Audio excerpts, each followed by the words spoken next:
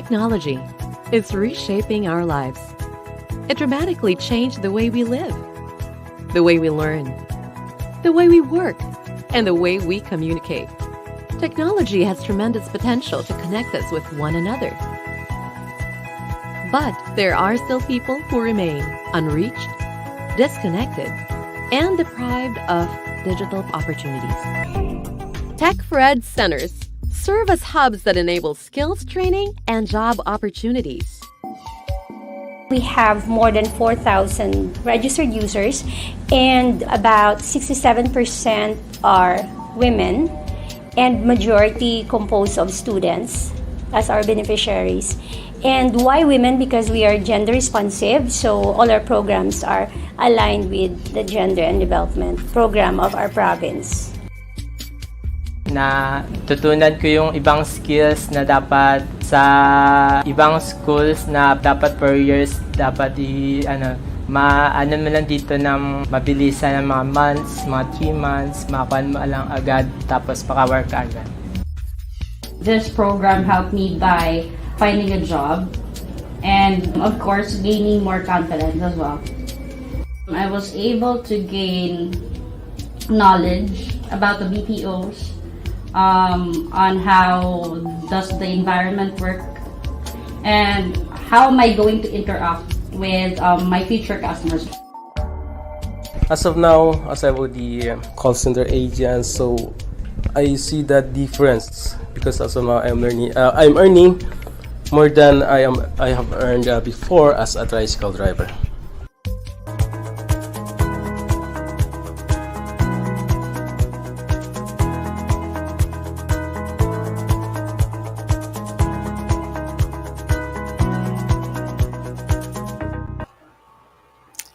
Good afternoon and welcome to Negros Occidental Language and Information Technology Center Tech4ED Webinar. And for our afternoon's learning session, we are going to learn about basic computer troubleshooting. In 2020, NOLITC made a milestone when PhilSecNet awarded the center with Pandemic Resilience Award. We are also recognized nationally as Outstanding Tech4ED Center by the Department of Information and Communications Technology. Just last week or last month, the 3 programs of NOLITC are recognized by TESDA Star Awards, namely 2-star level in Contact Center Services NC2 program and Visual Graphic Design NC3 program, and 1-star award in 2D Animation NC3 program. The star rating system recognizes the accomplishments, innovations, and improvements that the TVIs have instituted beyond the minimum requirements set by TESDA. Before we start with our webinar today, let me invite everyone to please stand for a prayer to be followed by the singing of the Philippine National Anthem and the Negros Hymn.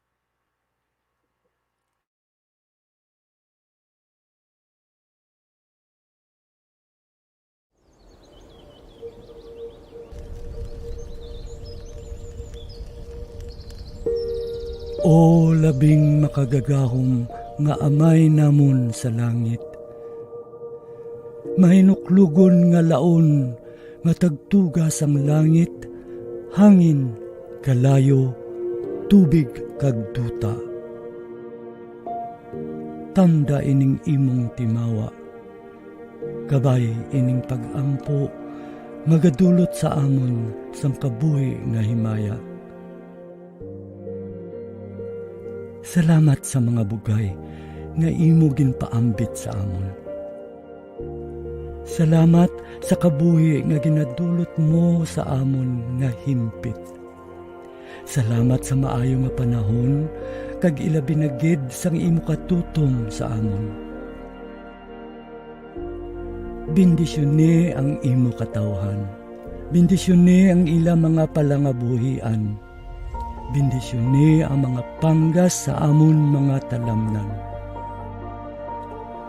Bendisyone ang ilang paglugayawan sa iban nga kapungsuran. Kabay makalabot sila nga walay sablag sa ila pagapadulungan.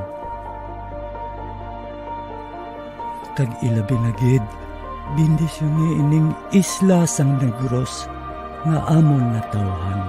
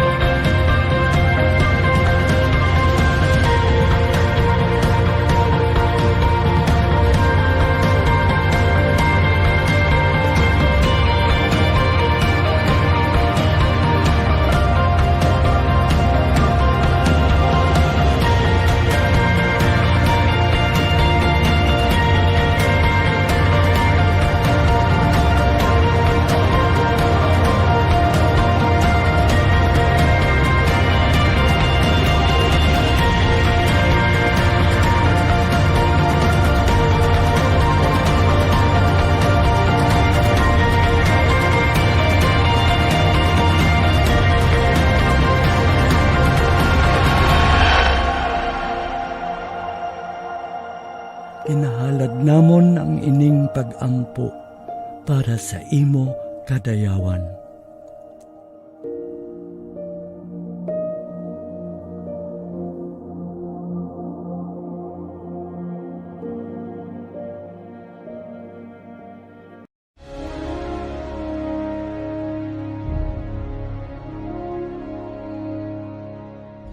Bayang magiliw, kaya sa silanganan, alam ng puso, sa dibdib mo'y buhay. Lupang inirang, duyan ka ng magiting, sa manlulupig, di ka pasisihil. Sa dagat at bundok, sa simoy at sa langit mong bughaw, may hilag ang tula at awit sa paglayang minamahal. Ang kisap ng watawat mo'y tagumpay na nagdinigdig. Ang bituin at araw niyang kailan pa may magdidilim. Lupa ng araw ng walhagit pansinta, buhay ay langit sa piling mo. Ang hinigaya na pag may mga aki, ang mamatay ng dahil sa'yo.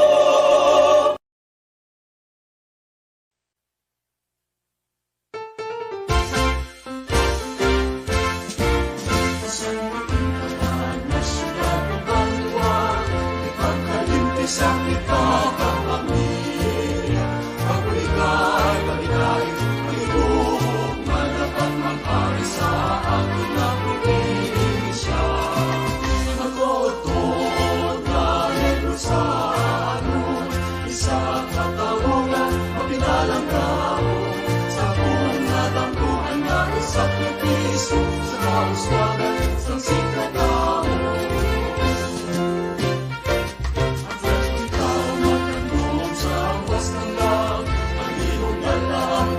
Sa kasahan, abot wala may mapiling sa kalulong, nananagos ka nagay sa ako.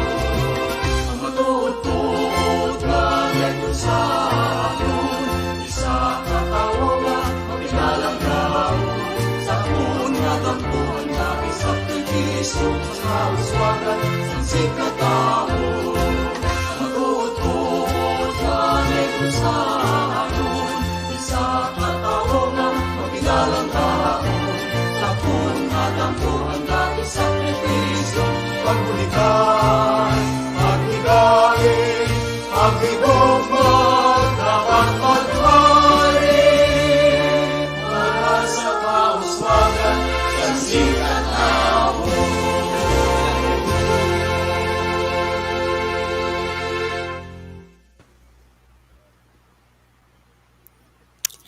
Hello there, once again. My name is Red, and I am your virtual host for today. We at NOLITC are truly delighted to have you all joining us since the start of our webinar series. It really warms our heart that you took time off your busy schedules to join us today. I hope you had a good night's sleep good night rest, and woke up with a smile and a grateful heart, knowing that today you will learn something new. The Negros Occidental Language and Information Technology Center, or NOLITC, is the first and only government-run language and IT center in Western Visayas. NOLITC offers free online training under the Negros Occidental Training for Work Scholarship Program through the Office of the Governor, Governor Eugenio Jose Vilacson, under his 7-point priority agenda, Avance Negrense. Recently, the center has pivoted to online training and conducted various in demand webinars, such as this one. This is our urgent and most accessible response to the ongoing global health crisis. This webinar is another innovative project of NOLITC Tech4ED Center. The center offers ICT enabled services and content to serve unserved and underserved communities. To join, all you need to do is to register once, and you will be given access to the entire webinars. You need to sign up for your attendance at the beginning of this webinar right now. So kindly do your attendance at this time. Scan a QR code flash on your screen, okay? Or click the link in the description bar. To participate in the open forum, you will need to post your questions through an online open forum form. You may also scan the QR code flash on your screen right now. Please find the link in the description bar below. We will also provide you digital certificates to those who have successfully filled out the attendance and the online evaluation, which will be open after the webinar and will be closed at exactly 6 o'clock this evening. If you are watching through Facebook live stream, please follow our page. Give our page a thumbs up. And if you are streaming through YouTube channel, hit that subscribe button right now. You may share the link to your colleagues, friends, peers, and together, let us learn. Before we move on to the first speaker for this afternoon, let me first acknowledge and greet our virtual participants. Good afternoon or maayong hapon to Sir Greg, who is watching us through YouTube right now. Thank you so much, sir. Good afternoon as well to Miss Karen Borromeo. All right. Good afternoon, Exan Bandas, watching from Bukidnon. We assume that this is from Bukidnon State University. Thank you for joining with us. Hello to Sir Greg Bancolo, watching from Tabu National High School. Good afternoon to Lawrence Jan Larda from Inocencio Ferrer Memorial School of Fisheries, Talisay City. I saw Jabay, also watching from Bukidnon. Maayong hapon or good afternoon. Good afternoon from Michael Franz Durano, who is watching or who is from Carlos Silado Memorial State College, Talisay Campus. Hello as well to Nelson Borromeo. Thank you so much. Rachel Hareño. We also have here Ivy Rose Gilang Alinsunurin watching from Kabakungan National High School. Thank you for joining with us. Hello as well to Switzel Canada Abaring, watching from the local government of Talisay City. Please keep on watching and leave your comments in the description box or in the comment section rather. Tell us your name and where you're coming from. We will try to acknowledge you during the duration of this webinar. So please keep those comments coming in. We would love to read them. Thank you very much. To kickstart today's webinar, let us have the leader who has a vision and knows how to turn her ideas into real-life success stories. I am talking about the Vocational School Administrator and NOLITC Tech4ED Center Manager. Ladies and gentlemen, let us give a virtual round of applause to Dr. Maria Cristina Orbicido. Thank you, Red. Good afternoon, mayong hapon, magandang hapon to all our viewers from Luzon, Visayas, and Mindanao. It's nice to see you back, and thank you so much for joining us again for another NOLITC Tech4ED Webinar Series. To our regular viewers, hello, welcome back, and thank you for being with us. We are very happy to have you with us returning and looking for more content and more engagement with NOLITC. Of course, our warmest welcome to all those who are new in this community. Thank you for joining us, and we urge you to invite your friends in this online learning community. For those joining us for the first time, NOLITC is rolling out these webinars as part of the COVID recovery program of the Office of the Governor. And the goal of NOLITC Tech4ED Center is to empower, enable, and transform communities. The Province of Negros Occidental, through the leadership of Governor Eugenio Jose Bong Lacson, has been implementing these measures that will help us survive and thrive during this pandemic. Our goal is to provide you with an online learning community that will allow you to learn despite the challenges of the global health crisis. Today, you will learn about basic computer troubleshooting. It's another interesting topic. As for a seasoned networking engineer or a troubleshooting engineer, probably they will agree that troubleshooting is similar to an insurance policy. Everyone agrees that it's a good idea, but nobody wants to pay for it. And when you need it, you badly need it. It's also the skill that could make or unmake the career of an IT engineer. There's nothing worse than lack of troubleshooting skills, especially if you have the mission to troubleshoot a downtime or a down situation. Having said all that, you would expect that people put great emphasis on gaining troubleshooting skills. Unfortunately, like insurance policies, troubleshooting aspects of network education are largely ignored. And at least until something really bad happens, nobody take it seriously. In this webinar, you will learn the various levels of troubleshooting. Then, you will look into how troubleshooting skills are covered in these processes. You will finish this webinar by having hints on how you can gain valuable skills. A few things that can help you enhance your skills is by attending, of course, this webinar, learning how to troubleshoot, learning how to repair a computer, reading advanced books, and of course, improving your hands-on skills by completing this webinar. Lastly, but definitely not the least, gaining real-life experience in repairing a computer is the best training there is. Again, enjoy and have fun in this virtual learning environment. Let us all take care of ourselves and each other. NOLITC inspires, NOLITC cares. Avance, Negrense. Thank you very much, Dr. Arbicido.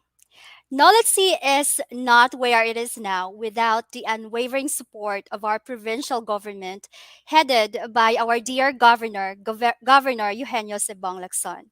To give us a message on behalf of the Governor, let us have the Provincial Gender and Development Focal Point System Action Officer, Ma'am Marijon P. Castro.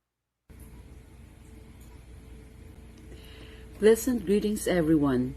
On behalf of the Provincial Gender and Development Focal Point System, headed by our Governor Eugenio Jose Bong Lacson, I would like to extend our congratulations to all the participants of this webinar organized by the Negros Occidental Language, Information and Technology Center, headed by our innovative school administrator, Dr. Maria Cristina Orbicido, and supported by her dedicated staff.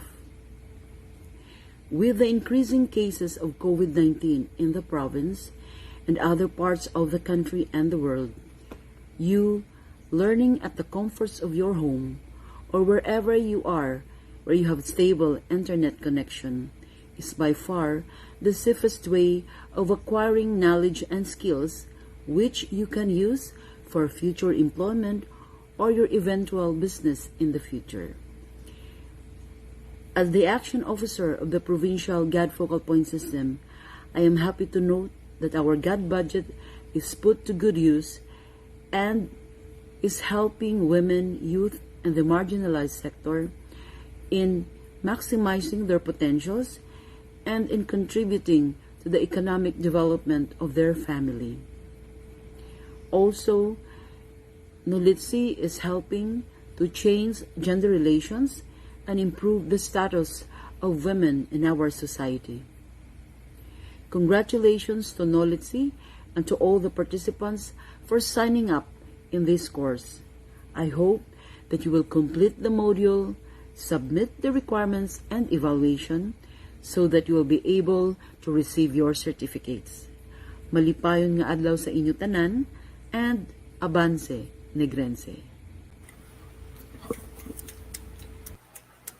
Thank you very much, Ma'am Castro. There are many different things that could cause a problem in your computer. No matter what's causing the issue, troubleshooting will always be a process of trial and error. In some cases, you may need to use several different approaches before you can find a solution. Other problems may be easy to fix. Keep in mind that most computer problems have simple solutions, and talks like this will equip us with some of those basic skills. Our speaker today has a dab hand at troubleshooting.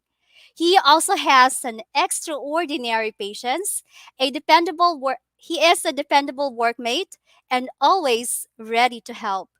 He is currently taking his master's degree from Northern Negros State College of Science and Technology. Ladies and gentlemen, I'm so excited to introduce to you our expert speaker this afternoon. Let us give a glad hand to Mr. John Philip Bautista. Hello, Miss Red. Good afternoon. Good afternoon to all the viewers in our Facebook page and our YouTube. So welcome to today's webinar. Exactly, Sir Philip. Troubleshooting is something that comes handy during these times, especially that a lot of our processes, our school classes are being done online. So, can you give us a little hint on what to expect in this webinar?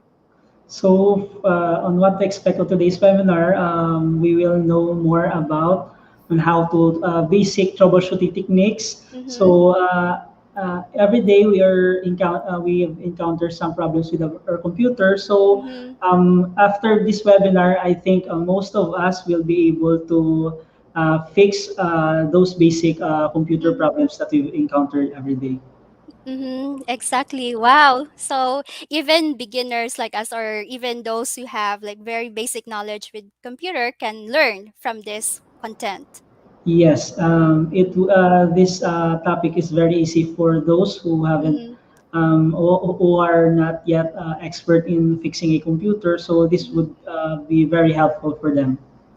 Wow. Thank you, Sir Philip. We can't wait to rub your magic hands to us. So um, please take it away. Thank you. Thank you, Ms. Red. So good afternoon, everyone, and then again, thank you for attending this webinar entitled Basic Computer Troubleshooting. So this webinar has an objective for you to learn more about computer troubleshooting, whether it's hardware or it's software. So I'll share my screen first so that we could learn more on this webinar topic. So the topic for our webinar is basic computer troubleshooting. So you know what to do if your screen goes blank. The first question that I'm going to ask you is if you know what to do if your screen goes blank. So what if you can't seem to close an application, or you can't hear any sound from your speakers? So those are the basic problems that we've encountered, especially during this pandemic, that we are using a online platform. So we are using online materials, we are using computer, most of us use computer, most of us use cell phones, most of us use laptops. So what if those problems occur when you are using your computer or laptops? So whenever you have a problem with your computer, so the first thing that you're going to do is always don't panic. So there are many basic troubleshooting techniques you can use to fix this issue. So like this. So in this webinar, I'll show you some simple things to try when troubleshooting, as well as how to solve common problems you may encounter. So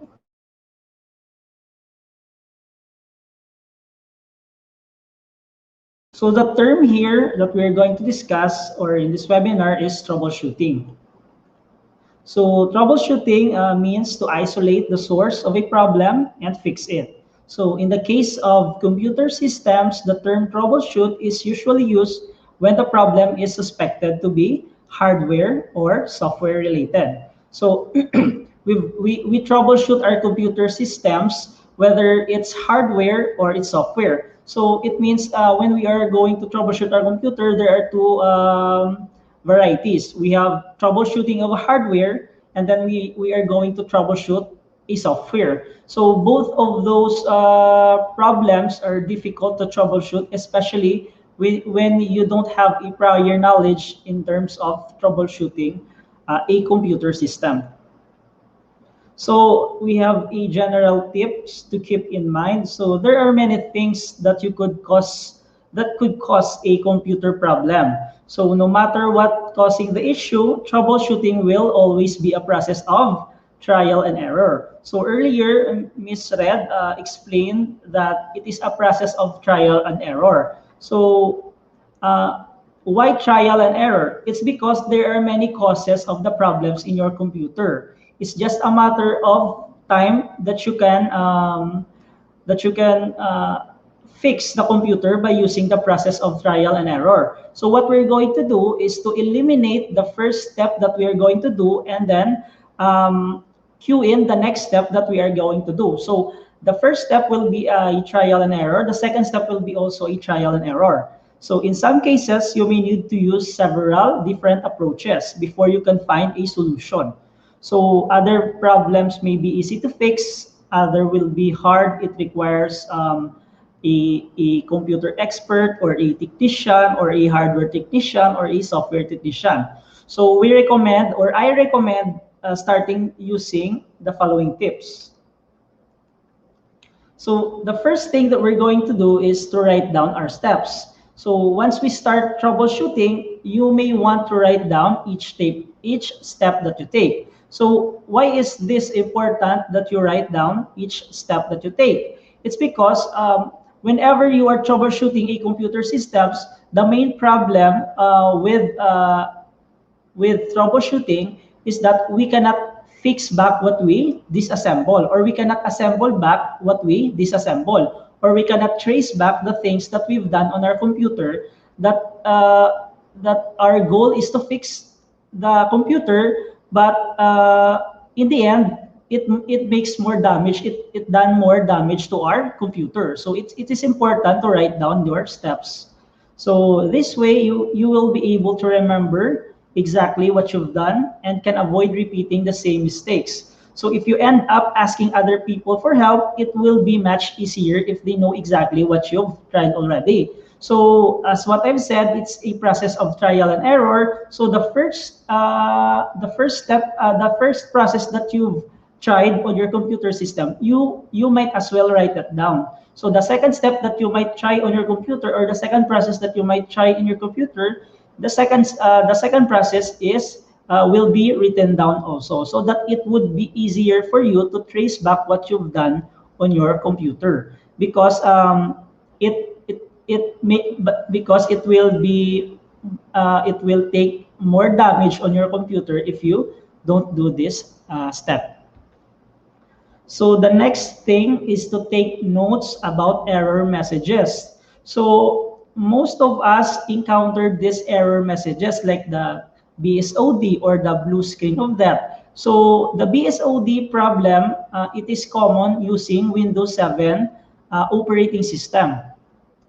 But right now, I think Windows 7 is not updated anymore, or it is not accepted. It is not updated by Microsoft itself. So I recommend you to upgrade to Windows 10 or Windows. Right now we have Windows 11.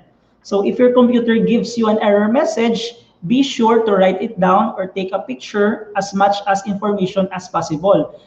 Because there are many error message, and then you could search that error message in the internet. so that you could fix, or you could try to solve the problem, or you could possibly get the solution on the internet. So you may be able to use this information later to find out if other peoples are having the same error. And one thing that to take note about error messages is that if you fix that error, and then it will be back the next day, or it will be back the next month, so you could instantly fix that error because you take note about those error message. So this one is the most common. So always check the cables. So if you're having a trouble with a specific piece or a specific hardware, computer hardware, such as your monitor or keyboard, an easy first step is to check all related cables to make sure that they are properly connected. Because the main problem with troubleshooting a computer, you cannot troubleshoot a computer when there's no problem. So from time to time, we thought that there is a problem with our computer. But the main thing that we haven't tried to check is the cables. So if your computer is not turned on, you haven't checked the power cable. If your computer hasn't turned on or is not turning on, so you haven't checked the plug. So if your computer is not turned on, you haven't checked if it's connected to a power source, or the AVR is on, or the UPS is on, or you haven't checked if the power cord is okay, or it is serviceable. So those are the things that you want to check if your computer or a specific hardware is having a trouble. So the next one is to restart the computer. So when all else fail, restarting the computer is a good thing to try. So this can solve a lot of basic issues you may experience with your computer. So let's say if your computer is already turned on, and then you are experiencing a lag, or slow browsing, or probably you cannot open an application, you cannot open Microsoft Word, you cannot open Microsoft Excel, or any Office applications that you want to try, or you cannot access the internet. So one thing that you might try to do is to restart, or basically restart your computer. So it refresh the memory of the computer to make sure all of the hardware and software is functioning or connected to each other. So this one is a basic technique to troubleshoot a computer when all else fails. So just try to restart a computer and try to check if your computer is okay or is already fixed. So right here we have the next process. We have the process of elimination. So if you're having issue with your computer, you may be able to find out what's wrong using the process of elimination. So the first thing that you're going to do is you'll make a list of things that could be causing the problem, and then test them out one by one to eliminate them. Once you've identified the source of your computer issue, so it will be easier to find a solution. So if you're having a computer, if you're having a trouble with your keyboard, so you might as well list the things that could be caused, or that be causing the problem. So if you're having a issue with your keyboard, the first thing on your list is check if the keyboard is connected to the port, USB port. If your keyboard is supported by USB, so the first thing that you're going to do is to make sure if your keyboard is connected to the USB port. So the second thing that you're going to do is to make sure that the keys on your keyboard is functioning well. So if the problem with your keyboard is the keys, the space, the enter, or other things, so you might as well check all the keys. So what if your keyboard is connected yet not functioning? So make sure that your keyboard is there's no contact with water or any like water, like soft drinks. So make sure that your computer is free from those things. So also you might as well try to check if your computer is working. So I mean your keyboard is working. What if your keyboard has no power? What if your keyboard has a defective wire? So what if your keyboard is shorted? So all of those things you might as well to check or try to list that down and eliminate each of them so that you could find a easier solution to your problem. So this one is an example of process of elimination when it comes to troubleshooting your computer. So let's say you're trying to print out invitations for a birthday, but the printer won't turn on. So you have some ideas what could be causing this. So you could go through them one by one and, to see if you can eliminate any possible causes. So first, you should check your printer to see if it's turned on and plugged into the UPS, AVR, or the surge protector.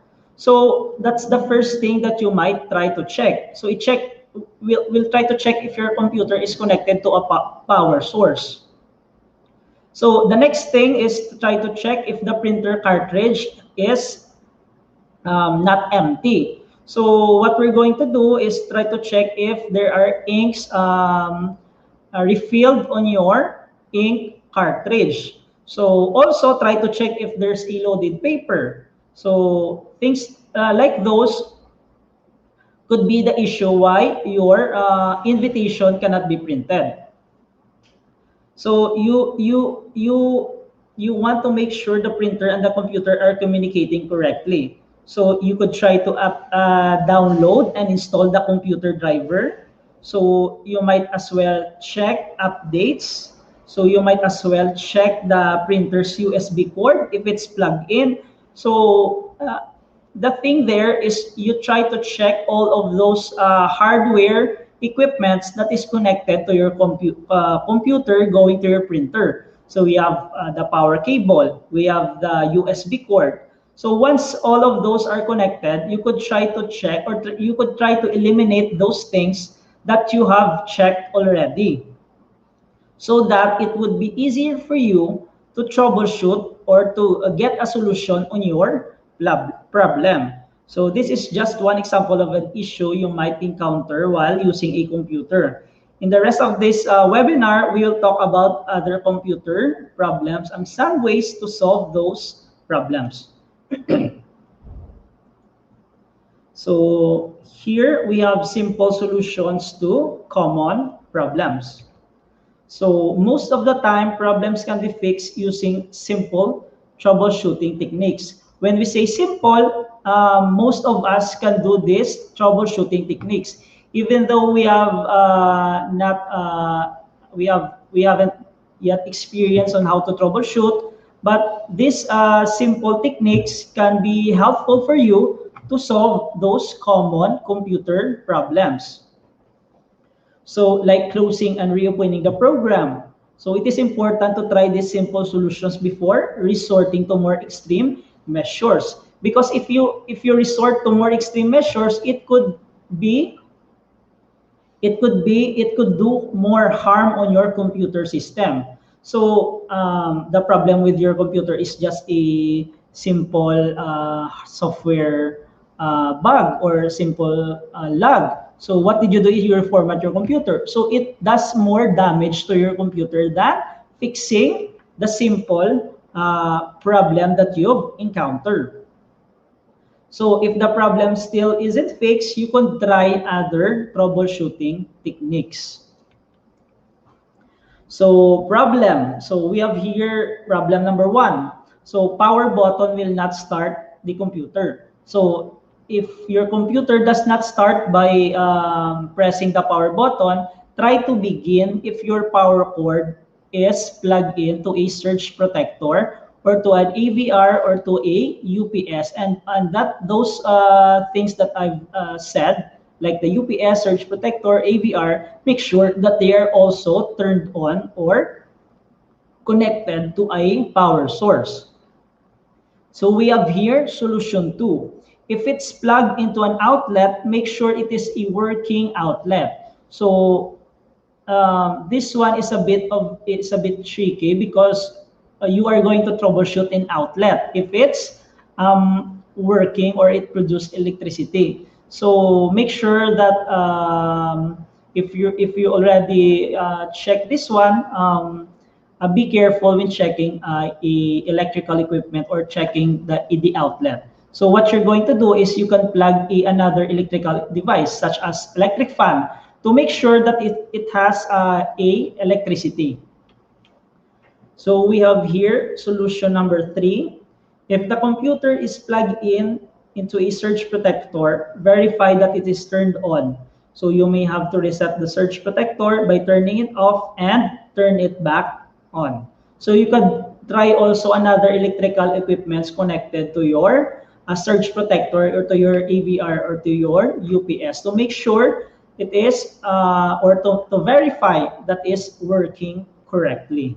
So that's problem if you're having a problem with your power button or a power of your computer system. So the next problem that we have is an application is frozen. Sometimes an application may be stuck or frozen. When this happens, you won't be able to close the window or click any buttons within the application. So I think most of our participants here have experienced this type of problem, that an application is frozen or it is stuck or your computer is in a state of it is lag or there may be problems with your software, so you cannot click anything. So we have here the solution. So we could try force quit the application on a computer systems. So if you're using Windows, so you could hold Control-Alt-Delete. So on your keyboard, you could open the task manager. So if you have problems with your programs or your software, and it becomes stuck or frozen, and you were not able to close the window or click any button. So the first thing that we're going to do is to press the Control-Alt-Delete keys, so that we could check or we could select the unresponsive application and then click and task. So later on, I will try to share my screen to you also, so that I could demonstrate those things for us. So we have here solution 2: restart the computer if you are unable to force quit an application. So restarting your computer will close all open application. So that's another solution to your problem if your application is frozen.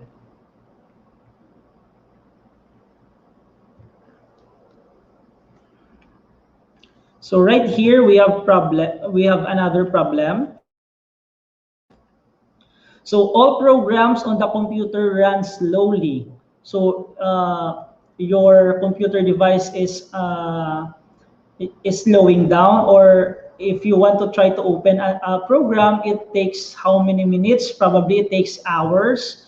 Or if you just open your Google Chrome or your web browser, it takes 5 minutes to 10 minutes. So it's very uncomfortable if you are experiencing those kinds of problems, because if you have a task, it will take so much time to finish your task if your computer is running slowly. So the tips that I'm going to give you, or solutions that I could try to share to you, is to try to run a virus scanner or an antivirus application in your computer. So probably you may have a malware running in the background that is slowing things down on your computer. So, or probably your computer may be running out of hard drive space or disk space.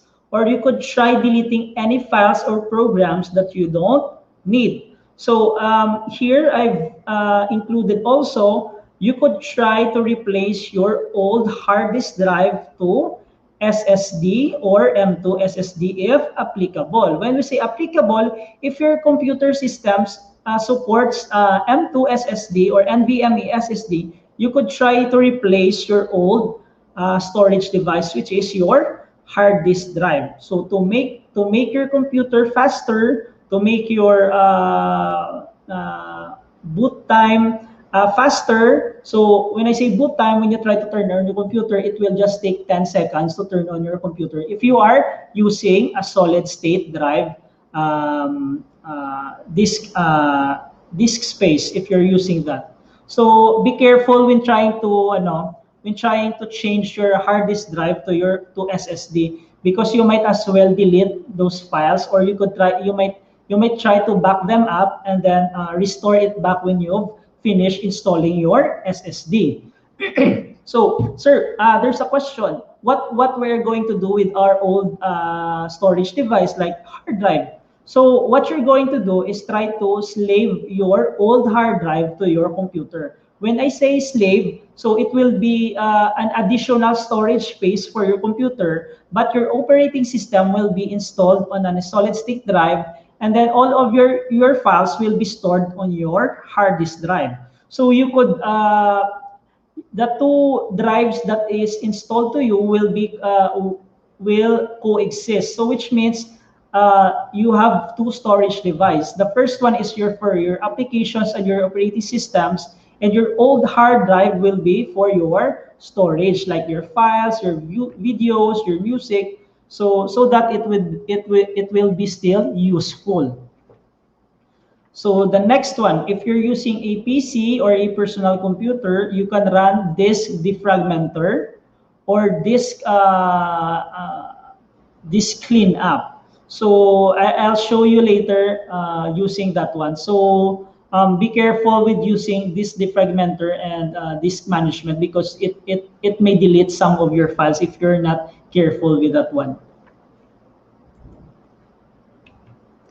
So another one is you could try to disconnect external hardware. So such as flash drive, external hard drive, or newly installed device such as printer or scanner may cause different problems on your system. So if you're experiencing a slow computer, a slow PC, so you could try as well disconnect those external hardware that you've connected to your computer. So for example, if you've connected a flash drive on your computer and then you've encountered the blue screen of that BSOD error, so your screen will be turned into blue and then it will restart. So the first thing that you try that you're going to do is to disconnect any external hardware that you've connected to your computer. So if you've tried to connect a printer and then at the same time after 1 to 2 minutes your computer screen becomes blue, so try to disconnect the thing that you've connected first in your computer system. So and then check if the problem goes away. So if you've already installed if you've already connected an external hardware like a flash drive, and then you've removed that one, and then after it restart or after you've turned that your computer off, and then all of your systems become steady, or the problem is not there anymore, so you could conclude that the problem is with the external hardware that you've connected, like your USB, your external hard drive that you've connected. So again, if the problem started installing a new hardware device such as graphics card or printer, remove those devices and check the status of the problem. So if your computer won't boot, check if any external HDD or USB flash drive is connected to your computer. Remove it and reboot the system. So why is this important? So in an instance, for example, if I've connect a hard drive or an external hard drive to my desktop computer, and then I turn my computer off without removing those external hardware that I've connected. So that's the scenario one. I've attached external hardware to my computer, and then I've turned off my computer. So the next day I turned on my computer, there's a problem. So the problem there is disk boot failure, cannot detect hard drive or there's a problem with the OS. So that would be the error message of your computer. So it's because your computer, when it is turned on, the first thing that it will read is the flash drive or the USB or your external hard drive, which is the computer will read if your the first thing that your computer will read is the USB or the external hard drive. So it will not read your internal hard drive, which is your operating system is installed. So the thing that you could try to do there is to remove those things and then restart your computer. So after that, your computer will turn normally. So those are the instances why it is important to disconnect external hardware or external devices after turning off your computer. So if you've installed Windows 10, it comes with a built-in troubleshooting tools. So those tools automatically detects fix various problems, such as if you encounter problems with an internet connection, Wi-Fi disconnect, frequently running built-in troubleshooters automatically detects and fixes problem that prevents internet functions normally. So if you are using your computer, Windows 10 comes with a built-in troubleshooting tools. So you just try to click those troubleshooting tools, and then it will automatically solve the problem, or it will prompt what is the problem with your computer. So for example, if you try to if you try to browse your computer and then you cannot connect to the internet, if you want to try to browse Facebook, if you want to try to browse social media sites or Instagram or Twitter, or you could try to read news about the latest in the Philippines. So you cannot do that because you are not connected to the internet. So there will be a pop-up. You could try to check the built-in troubleshooting tools so that it will yield a result. What is the problem with your computer? So after the built-in troubleshooter try to fix your computer, it will prompt what is the best solution to your problem. You could try. It will say there that you could try to change the cable, or you could try to enable the network connection, or what if your router or your Wi-Fi is turned off. So it will prompt you different solutions to the problem. So it is built in Windows 10 if you are using that one.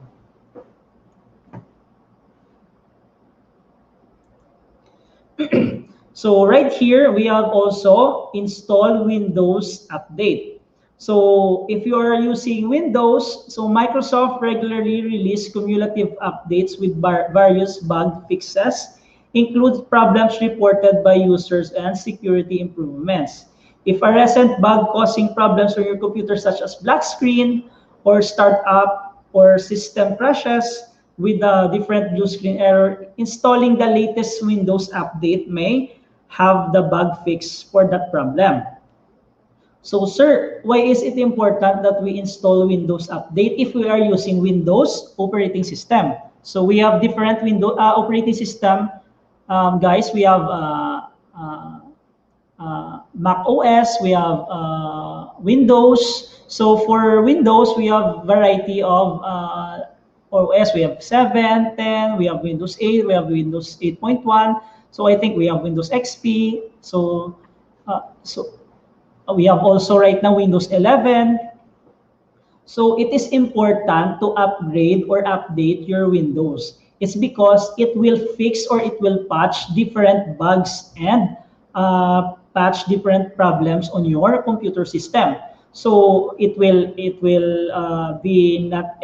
not be vulnerable to hackers, or you will not be vulnerable to those malicious things that hackers are doing on the internet if you are connected to the internet.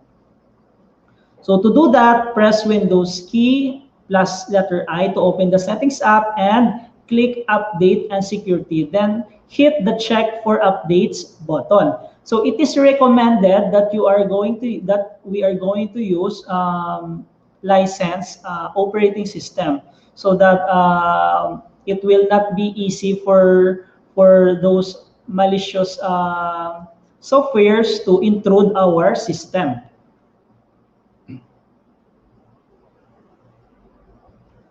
So that's how to update your computer, your Windows update. So Windows update, and then click check for update. So it will automatically download all the updates of your operating system. So here we have update device drivers. So drivers allow your device to communicate with Windows or your operating system. And your computer must have the latest version of drivers installed to function everything perfectly. So that's why Windows 10 love the latest update drivers. So if you have older, outdated drivers installed on your PC, you might experience different problems such as blue screen error, black screen, no startup, or no internet access. So it is important also to update your device drivers, such as the drivers of your motherboard, the drivers of your video card or your GPU, the drivers of your, if there is driver for your printer. So those are the things that you need to update. So keep in mind that most computer problems have simple solutions.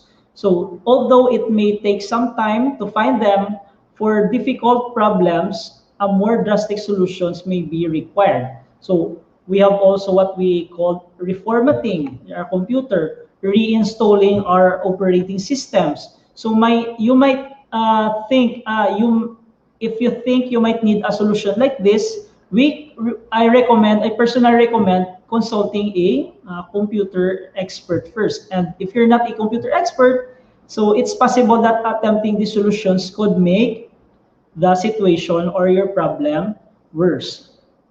So that's the end of my presentation. So just wait for a while, guys.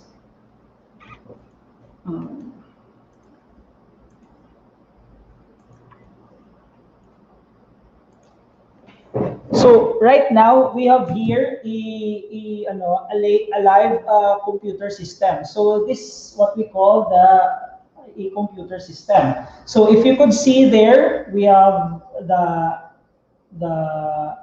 graphics card, we have the power supply, we have the memory, we have here the optical drive, in which you can see on the screen. We have also the cords and the different peripherals of our computer system. So we'll try to demonstrate on how to troubleshoot different problems on our computer. So, but if you are going to troubleshoot your computer, so make sure that you are wearing some protective equipments on your part, so that it will not harm you because you are connected to an electrical equipment. So maybe there's a electrical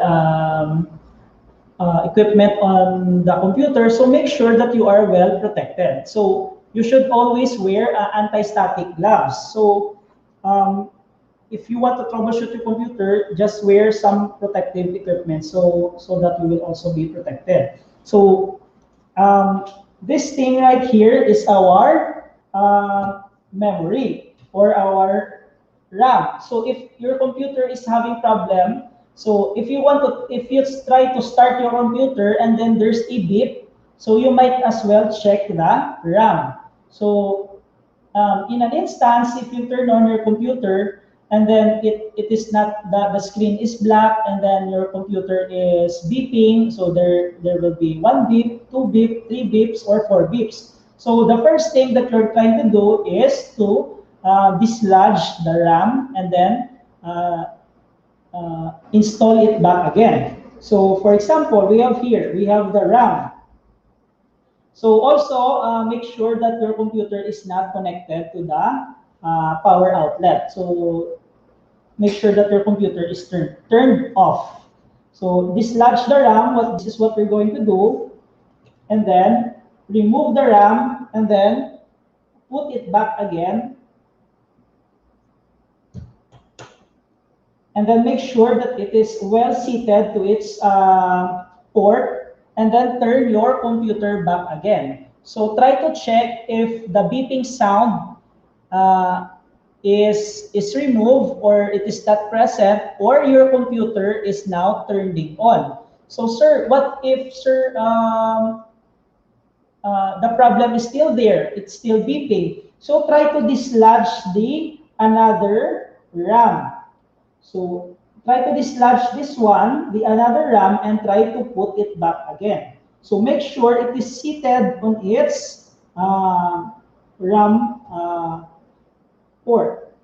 So you will hear a clicking sound. So it means that your RAM is seated well on its position. So try to turn your RAM, turn your computer back again. So to make sure that you eliminate the problem of the beeping sound.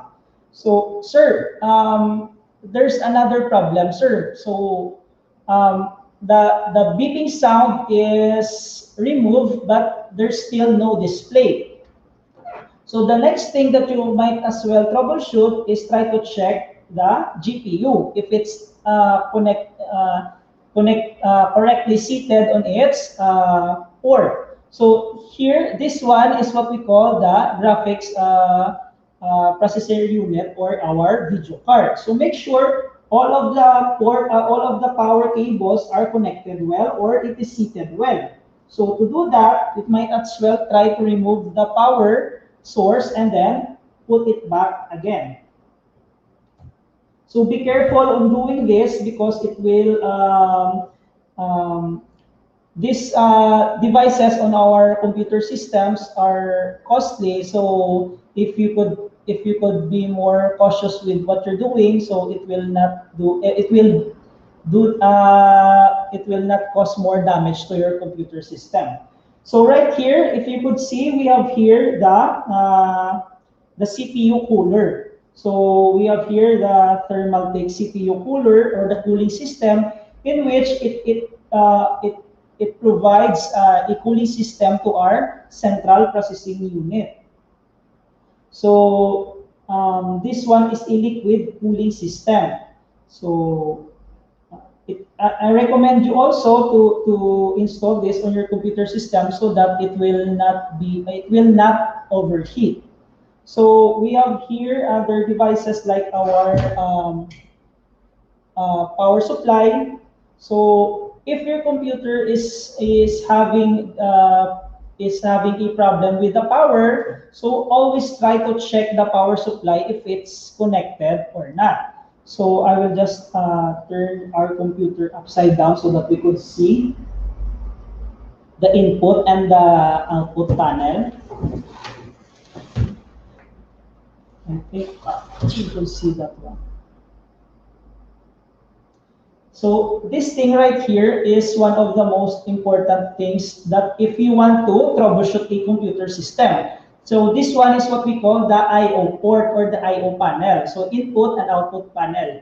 So if you're having a difficulty if you're having problem with your mouse or your keyboard, so make sure your keyboard or your mouse is connected to this USB ports. So this one is what we call USB 3.0. So an updated version of the USB port. So this one, I think, is the USB 2.0. So this one is for the HDMI cable. So if you're having problem with your monitor, it is not connected. So make sure that your HDMI cable is connected to the HDMI port.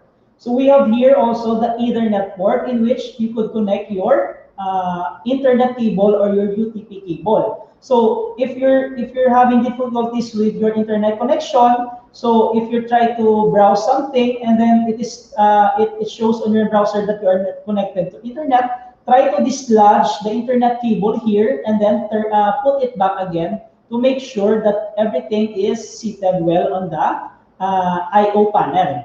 So this one is for the headsets, speakers. So if you're having difficulty with the headsets and speakers. So make sure that it is connected to the correct port of your sound. So if you are using a speaker, make sure that you are connected to the line in and then the line out. So you could also see here that we have the port for our graphics process video card or our GPU. So right here we could see the DVI port. We have here the HDMI port, and all of your monitors will be connected to this port so that it will display. So sir, I am having problems with my monitor, so it is not displaying correctly. So may-ari man sir, there's a HDMI port here, and then there's an HDMI port here. So where should I put my monitor, or where should I install my monitor on the computer systems? So the correct thing that we're going to do is to put your monitor here and disregard this HDMI connection here, because this one is what we call the onboard HDMI port. So this one is for the external GPU, in which you have installed this one after you purchase your computer, or it is an additional hardware to your computer to if you're using photo editing, video editing, if you're doing games. So this one is what will be installed to your computer. So make sure that your monitor is connected to this port, not this port, so that your monitor will be functioning, or will be correctly functioning. So just wait for a while and just turn this one back.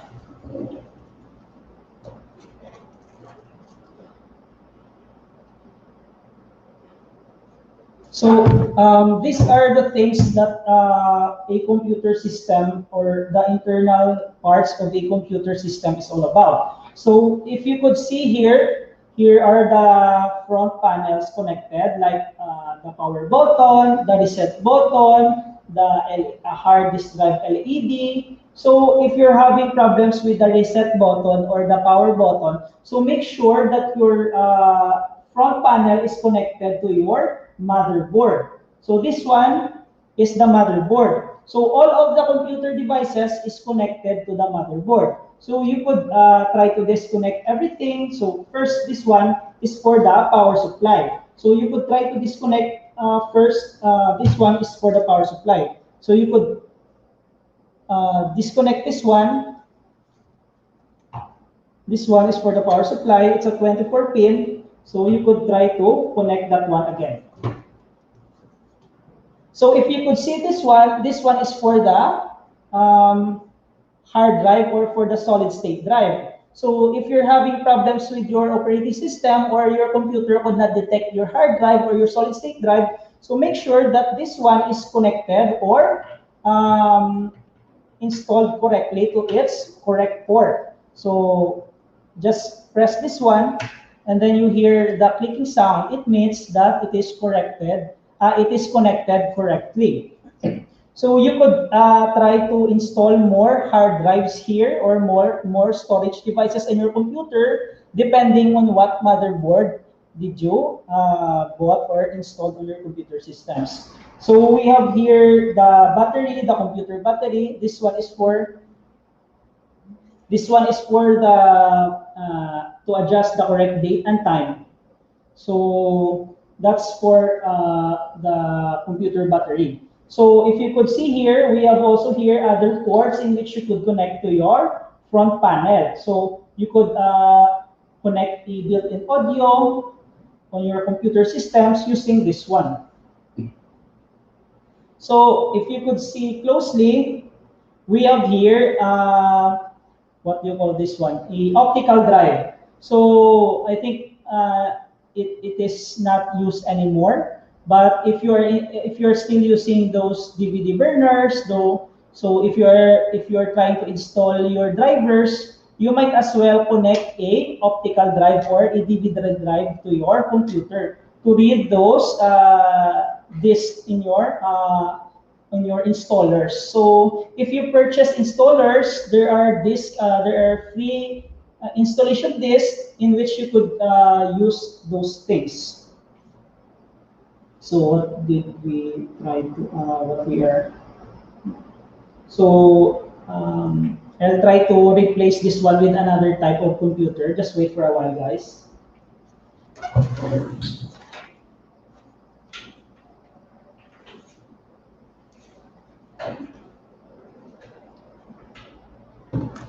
So we have here another type of computer in which the motherboard is different from the other. This one is a Micro ATX motherboard. So the brand there is Gigabit, and then we have another cooling system. We have another type of RAM. So there are different techniques in troubleshooting computer. It depends on what type of computer system you are using. So if it's still the same process, but there are different techniques to troubleshoot different types of computer. So to install that one back again, so we will try to switch to software. So all of those things that we have discussed is for the hardware. So I will show you my screen again so that we could try to check on how to troubleshoot common software problems on our computer system.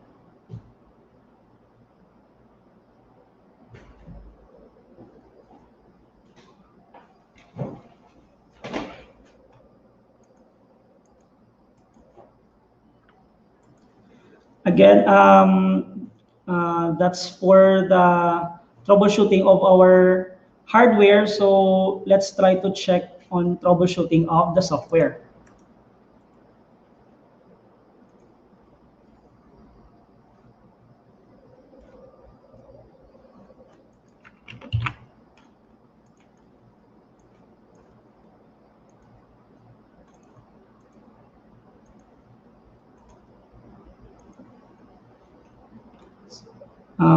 Let's try to share our screen. So you could see here, this one is the task manager. So you could see the task that your computer is performing while you are using the computer. So you could see here, I'm using Google Chrome, I'm using Microsoft PowerPoint, I'm using the task manager, I'm using the Windows Explorer. So, sir, I have a question. What if my Google Chrome is not responding? So you could try to open the task manager. So to open that one, as what I've said to my PowerPoint presentation, is that you could press Control-Alt-Delete. So if the software that or the application that is having problem is the Google Chrome, so just press this one and then right-click and then End Task to try to fix the problem. So, sir, what if it doesn't fix the problem? So the next thing that you're going to do is to restart your computer to make sure that you are that restarting your computer would fix the problem. So it depends on what application on what software is having problem, and you could try to turn this one off or End Task or restart. So you could see the performance also of your computer. So my CPU is doing 20% of its activity, and then my memory is using 4.5 GB of its available 16 GB memory space. So my disk is using 3%, 1%, and then my internet or Ethernet is using that bandwidth. So you could try to check, or you could try to assess if your computer is correctly doing its job by opening the task manager. And then in this task manager, you could see the processes. So if you could see here, the Google Chrome is taking up so much memory of my computer system. So if there's a application if there's a software that it's taking too much space of your memory. So try to assess that software if it is usable or not. So for example, Google Chrome is taking 426 or 427 MB of my memory. So it means that Google Chrome is eating up my memory space. So it will take up, it will make my computer slow if something is eating the memory or something is using the allocation space of my memory.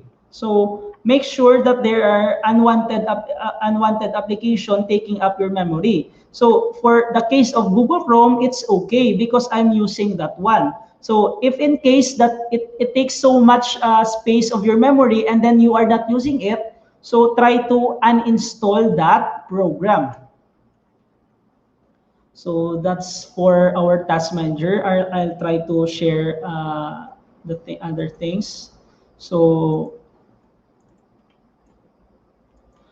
here are the settings for your computer. So if you're having problems with applications or if you want to update your Windows, so here are the things that would be familiar for you. So for example, we have here system. So we have the apps and features which is installed in my computer. So if I want to uninstall unwanted applications, like for example, I am not using this Corel Graphics Suite X7. So I could try to uninstall this program to free up the disk space of my computer. So which means if I free up my disk space, it would make my computer, it would empty the space. It would create so much space for my computer that it would result to my computer that it would be fast because I have emptied some unused disk space.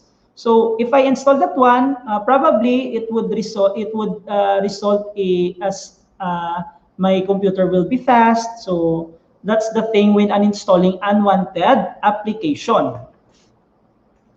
So for the update and security, so I have here the Windows Update. So I could try to check for updates on my computer. So to make sure that all of the patches, all of the updates available on the market is installed in my computer to prevent hackers, to prevent malwares, or to prevent unwanted softwares intrude my computer system. So why is that important? So it's because it would result to preventing those unwanted applications to make sure that your computer will be functioning, doing its job well, because there are no unwanted applications or there are no viruses installed in your computer by using the Windows Update. We have also here Windows Defender. It's an built-in antivirus on Microsoft OS. So so we have here another things like backup. So we could try to add drive here. So if you want to back up your files, you could back up your files or retrieve your files. You could back up your computer so that if there are unwanted instance that your computer is damaged, so you have backup of all your files. So we have also here recovery. So we have also here reset this PC. So if your PC isn't running well, so we have here resetting, it might help. So you could try to reset your computer without losing your files. You could also try to reset your computer and all of your files will be deleted. So you have two options there. You could try to reset your computer without losing files, or you could try to reset your computer by deleting all of the files. So if you want to delete all of your files, so make sure that you have backup of all of those files on your computer system. So another thing that if you want to troubleshoot, so as what I've said earlier, you could uninstall an application if it is having problems if it's not working, if it's frozen. So you could uninstall those applications. So let's try to check if there are any things that I've missed. So I think for that's the end of my presentation. So I'll try to check with Miss Sally.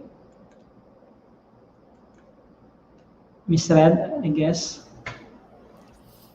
Yes, Sir Philip. Thank you so much for giving us inputs on how to troubleshoot computers using some simple approaches, as well as you have tackled some issues regarding how to troubleshoot applications as well. At this point in time, we will be entertaining questions which our virtual audience have submitted through our online open forum form. So, are you ready to answer those questions, Sir Philip? Yes, Miss Red. So That's really wonderful. yes, So please. it's time to read and answer the following questions. And here's the first one. In your current IT role, what are the most common computer questions or problems you have encountered, and how would you respond? So for me here in my current role as an IT in Mm-hmm. NOLITC, we have many problems we've encountered, especially on our computer, because we are delivering training like contact center service. We have here and VGD. We have Yeah. also software development training program and 2D. So the most common problems that we've encountered is um, no internet, problem with the software. Mm-hmm. So what I'm going to do is we have an SOP, we have a standard Yeah. operating procedure in which we are using that one to troubleshoot all the problems. First Mm-hmm. is we make an incident report in which Yeah. it states what the problem is about, and then after that I'll try to check or I'll try to assess what is the problem is all about, and Mm-hmm. then we are going to create a work request. So there's an Mm-hmm. urgent work request, and there's a work request that could be done on the next day, in which Correct. we will address those problems, and we are going Mm-hmm. to fix those problems. Mm-hmm. Yes, we are And just so. Yes, Sir Philip, you want to add more? yes, miss. And after that, we're going to create another report also in which Mm-hmm. if the problem is addressed and if the problem is not addressed, or if I mean a report in which it will state that if the computer is Mm-hmm. functioning or it is still having a problems. Mm-hmm. Yes. And thank you for that answer. I was saying that we are just so lucky here at the center because we have Sir Philip who's always there and helping each of the employees and teachers to fix some computer problems. But how about those who do not have like an in-house IT expert in their own company or schools? Would you like to recommend some? What are your common approaches on solving on trouble or diagnosing problems, understanding what are the problems, and how do you suggest a resolution? So for those organization Mm-hmm. or offices that want to try to troubleshoot computer problems. So the Mm-hmm. first tip that I'm going to share to you is that you create a booklet in which all Mm-hmm. of the troubleshooting techniques is listed, and then you could try to check first the problem, and then Mm-hmm. you could try to include the problem in the file, and then you could Mm-hmm. try to put the solution on the file, and then you could file those things up, and then you Mm-hmm. could if there's a problem with your computer, so Mm-hmm. make sure just browse your file and Mm-hmm. then try those things that is listed on your file. Mm-hmm. Yeah, well said, Sir Philip. That is indeed a very helpful tip to do in their schools in case that they do not have an in-house IT expert. Yes, miss. And before we move on to our second question, let us first greet some of our virtual audience, starting with Ma'am Imelda Roma Mamak, who is from the Schools Division Office of San Carlos City. Sir Philip, we are s- um, we have teachers and offices in San Carlos City who is joining us this afternoon. So thank you, Thank ma'am. you. We Thank you. also have here Ma'am Karen Borromeo and Sir Nelson Borromeo who is watching still. So thank you.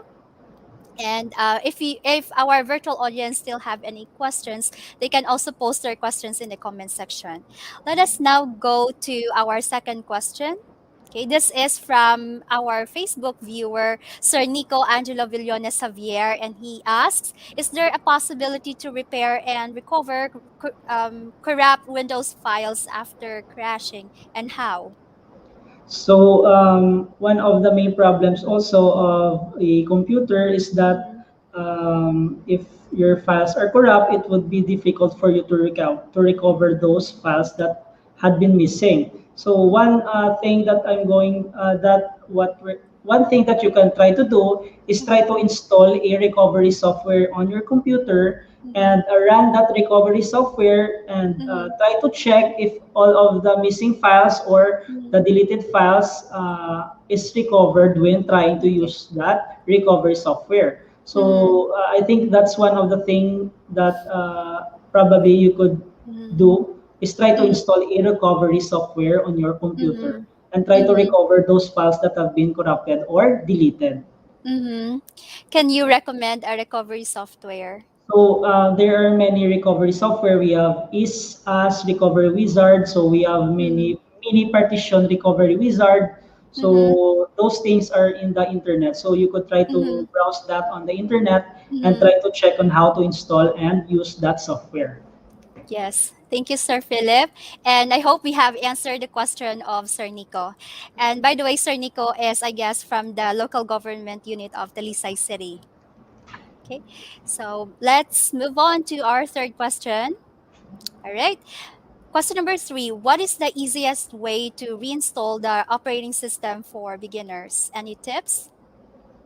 So the easiest way to reinstall the operating system for beginners. So I've shown you earlier on how to I think how to reset your computer without Yeah. losing your files. Mm-hmm. So just go to the settings and there's a recovery Yes. button and try to click reset so it will reinstall your operating system. So Mm-hmm. you have two choices there. You could try to reinstall the operating system Okay. and retrieve your file, or you could try to reinstall the operating system freshly. So there are Yes. no files installed.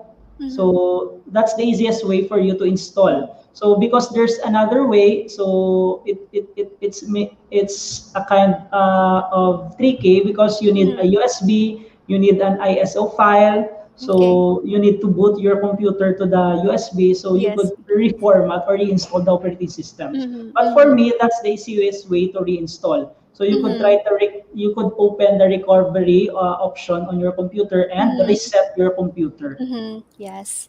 Yes, That miss. sure is easy. But if you want to do the fresh install, you can do the USB boot, sir. Yes, miss. Mm-hmm. Yeah, so I hope we can do that in another topic. All right. And thank you, Sir Philip, for that answer. And before we read the question number 4, first let us acknowledge or recognize Ma'am Jen Alam, who is watching from the District 1, Ramon Magsaysay Elementary School, Cluster 1 of Schools Division Office of San Carlos City. Thank you so much for joining us this afternoon, Ma'am Jen. All right. And now we go to question number 4. How do you remove a virus from a computer? So for that, how do you remove a virus from computer? So as what I've said earlier, you could try to install Mm-hmm. different various antiviruses applications on your Correct. computer. So Mm-hmm. those antiviruses could remove virus from your computer or Mm-hmm. malware from your computer. And then Yes. you could also try to update your computer so that all of the available patches or all, Mm-hmm. available updates could remove those Yeah. unwanted malwares on your computer or Mm-hmm. viruses. So the first thing that Mm-hmm. you're going to do is to install an antivirus software on your computer. Mm-hmm. So uh, on that case, it will Mm-hmm. prevent a virus from entering your computer system. Yes, yes. But can you also install an antivirus after you have encountered a problem with the virus or malware? Yeah, most case we are most cases if you've purchase a brand new computer, it comes with Mm-hmm. an antivirus. So, but Mm-hmm. there are other viruses that could not be removed by certain antiviruses. So Yes. you could try various antiviruses Mm-hmm. programs so that you could see if which is more reliable when it comes to an antivirus on your Mm-hmm. computer. Exactly, sir. And recently, I have also noticed since the Windows is coming up with a new OS, there's like a bug going recently with the old Yes, miss. OS, right? So Yes, the miss. best way to do is also to update the OS. Yes, miss. Mm-hmm. Thank you. Now we go to question number 5. How to know if the operating systems are licensed or genuine? So, how to know if the operating systems are licensed or genuine? Yes. So, if you purchase a computer, it comes with a genuine Mm-hmm. CD. Mm-hmm. So, there are Windows license there. So, it is a key in which you will key in on your computer to to activate your operating system. So Mm-hmm. to know if it's genuine, Like, so yes. if you update your computer and then there's Mm-hmm. a notification on the bottom right that your computer is you are a victim of counterfeit Defeat. software. Yes. Yes, Mm-hmm. so that's the indication that your operating system is Oh, not genuine or yes. that's a unlicensed software. Mm-hmm. Mm-hmm. So you could try to update your computer and Yeah. if there's an indication or a notification that Mm-hmm. you're a victim of software counterfeiting, so that's the time that you will know that your OS is Mm-hmm. unlicensed. Mm-hmm. Wow. So that's a very good tip, Sir Philip. Thank you very much. I hope we have answered your question. And shall we go to question number 6? But before that, let us say good afternoon to Ma'am Cornelia Perez. She says she's from DepEd SDO of Pangasinan. Sir Philip, we are all the someone from Pangasinan is also watching us live. Thank you, Ma'am Cornelia. And here is our sixth question for this afternoon. How do you troubleshoot remotely an application that isn't working? Yeah. So if you are supporting troubleshooting Mm-hmm. remotely, there are Mm-hmm. other remote task application that you might try to install. First Okay. is we have the Team Viewer. So the first Mm-hmm. thing that you're going to do is to install Team Viewer on your computer and the Team Viewer on the another computer that you want to Mm-hmm. troubleshoot. And Mm-hmm. then remotely, you could try to troubleshoot that computer Yeah. using the TeamViewer application. So we Mm-hmm. have also remote desktop connection. You could try Mm-hmm. to use that also to troubleshoot another computer is Mm-hmm. having a problem. All right. So that would be my tip if you want to troubleshoot Mm-hmm. remotely. So install Yes. a remote task application to your Mm-hmm. computer and to the other computer that you Mm-hmm. want to connect. Yes. The remote task application or the team viewer will help you see what's going on with the desktop, right? Is that correct, sir? Yes, miss. Okay. All right. Thank you so much. There we go. And let's go to question number 7. Good afternoon, sir. Is that okay to ask your thoughts using RGB cooler? Then how many RGB coolers you can suggest for us are really enough with using low PSU watts? This is from Sir Lemuel. Surely. Yeah. So if you're using RGB fans or RGB coolers or Mm-hmm. you've installed those things on your computer system, Mm-hmm. so what you're going to do is to calculate how many wattage your RGB cooler is All right. consuming, and then Mm-hmm. compare your wattage to your power supply unit. So that your power supply could supply your RGB cooler, the wattage it requires. So make sure you could calculate the total amount of wattage your RGB cooler requires, and then compare that one to the wattage of your power supply installed on your computer. So that would be my thought on your question. So you could calculate how many wattage of your how many watts your RGB cooler is consuming. Yep. Thank you, Sir Philip, for benevolently answering that question from Sir Limwell. All right, now we still have another question, sir. A lot of interested viewers are shooting their questions to us virtually. And question number 8, we have in the process tab under the task manager application, my disk percentage is 100% full. What are the reason it happened? So for if you open your task manager, and then if you check here that this percentage is 100%, so the reason for that is you have many files on your computer system. So it will not notify you that your computer system is your disk storage is full without checking that one. So the reason for that is you have many files. I think it might be videos. So videos are the things that consume a lot on your storage devices. Correct. So try to delete videos or applications that are not used that consumes your storage device to free up your storage on your computer systems. So that's the reason for that. You have many files installed in your computer. Yes, a lot of us store a lot of files, and we often neglect we often neglect to clean up our desks, right? So thank you, Sir Philip, for that wonderful answer. And we have here question number 9, second to the last question probably. How can I fix the automatic update of my computer? So what do you mean by automatic update? You mean I think your computer will update automatically, or you could set the update probably on the night or on a specific time. So you could try to check the settings of your computer, and then go to or navigate to Windows Update, and then there are options there in which you could try to choose when will your computer update.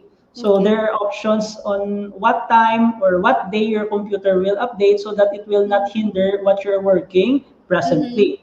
So I think that's the question of that's the thing on your question. So fix the automatic update, because the problem with automatic update, it updates without warning. So you could try yes, miss. You could try to schedule the update so that it will not hinder what you're doing presently.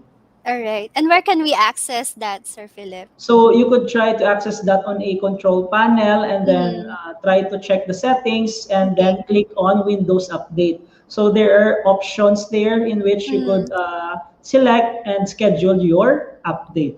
Yes, that's perfect. Thank you for that answer. And we go to our last question for this afternoon. Why does Windows restart without warning? So why does Windows restart without warning? So from that perspective, the computer restarts without a warning if there are errors that it encountered that will not be solved automatically. So your computer will automatically restart if there's a problem that cannot be addressed automatically. So the thing that your computer will do is to restart itself automatically without any warning. For example, if your computer is overheating, your computer will restart automatically. So to cool the temperature of your computer, so it will restart automatically to lessen the process or to lessen the workload of your computer. Correct. So for example, if your computer is your application is stuck or frozen, your computer will restart automatically, because it has a function that if it detects a stuck or a frozen software, it will restart again automatically. But it will not restart. Your computer will not restart without any specific reason. All right. So that's the case for the automatic restart of the computer. Mm-hmm. Yes, that is like the autopilot, or what do you call it? The default mode of the Yes, computer to miss. save itself from further dis- Yeah, from destroying further its damage. Yes, hardware. Yeah, miss. further damage. All right. So thank you so much, Sir Philip, for wonderfully answering all of these questions. Do Thank you, you Miss have Red. any last thoughts or tips that you would like to share to our audience before we end this open forum session? Okay, so again, thank you everyone for participating in this Mm-hmm. webinar entitled Mm-hmm. Basic Computer Troubleshooting. So tune in for another future webinars from us. And Yes. for those who want to troubleshoot or to want to learn more about computer troubleshooting, so Mm-hmm. there are many available tutorials in the internet in which you All could right. try to access and try Mm-hmm. to read, or you could, if there are defective computers on your respective houses, you could try to experiment on those things so that Mm-hmm. you could Yes. learn on those techniques on troubleshooting computers. Yes, exactly. Let us never be scared. Yes, Yeah. miss. Mhm. So thank you again, sir, for sharing your valuable insights and tips on how to do a basic computer troubleshooting. Let us give Sir Philip a virtual round of applause. Thank you so much, miss. Thank you so much, sir. And before we move on to the next part of this session, first I would like to acknowledge and say good afternoon to another virtual audience coming from the local government unit of Malay Balay. We have Sir Romel Lapiceros. Thank you for joining us, sir. And I guess this pandemic or the seclusion is further keeping us connected virtually. Thank you for supporting the webinars being conducted by NOLITC. And to all of our virtual audience as well, thank you for tuning in up to this point. So, everybody, let us give again a glad hand to Sir Philip, John Philip Bautista.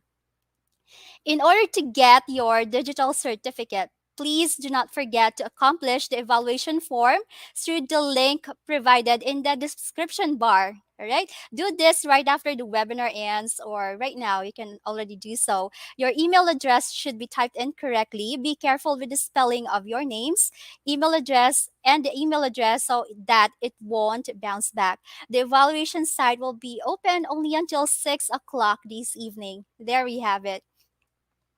Thank you. There we have it, ladies and gentlemen. This concludes our NOLITC Tech4ED webinar about basic computer troubleshooting. This coming Thursday, September 9, 2021, we will have another NOLITC Tech4ED webinar about WordPress. See you in the same platform that you're currently using. You should be able to receive a link through your emails. So that's it. Please stay safe and take care. Knowledge inspire. Knowledge cares. Avance, Negrense.